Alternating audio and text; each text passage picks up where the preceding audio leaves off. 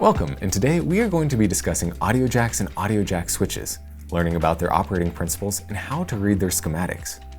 Audio jacks are more complicated than I think most people would expect. While the most basic audio jacks are quite straightforward and have only 2 conductors, you can find that there's often a large array of connection types with 6 or more conductors. Add in some built-in switches and, when reviewing a schematic, it can seem overwhelming. For our purposes, let's focus on a standard stereo connector, which has 3 conductors, typically ground, left, and right channel. Looking at the plug first, you can see 2 dark rings that separate the 3 different conductors. From the left to the right, you have the sleeve contact, the ring contact, and finally, the tip contact.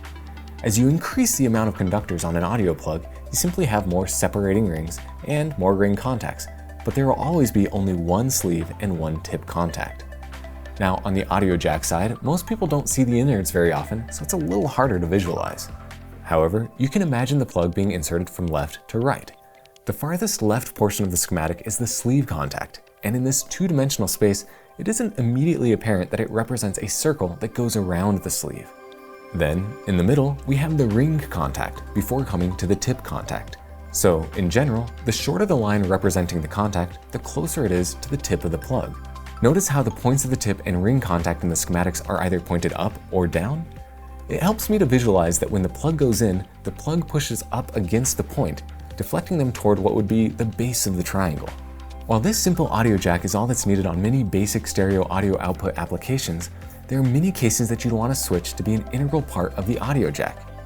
For example, with my laptop here, without the headphones plugged in, any sounds will play over the laptop speakers. However, if I plug in my headphones, the computer needs to be notified so that it can stop playing music on the speakers and only provide audio through the headphones. These switches can be used to notify software or reroute signals in hardware, or they can also be treated like any normal switch, completely independent of the audio signals.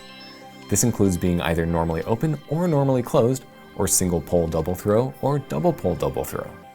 Let's look at an example of a schematic of an audio jack switch to see how that changes things up. Now in this example, the tip contact is shorted to another terminal. Due to the direction of that point on the tip contact, we can tell that by inserting the plug, the tip contact will be moved downward, opening the connection between the 2 circuits. While this is a normally closed option, normally open switches are also readily available, in which case inserting the plug closes a connection between terminals. Now for an SPDT switch, you can see that the tip contact has a box around it, showing contacts 4 and 5 connected. Again, the top contact will move downward when the plug is inserted. By moving it downward, the connection between 4 and 5 opens, and the connection between 5 and 6 closes.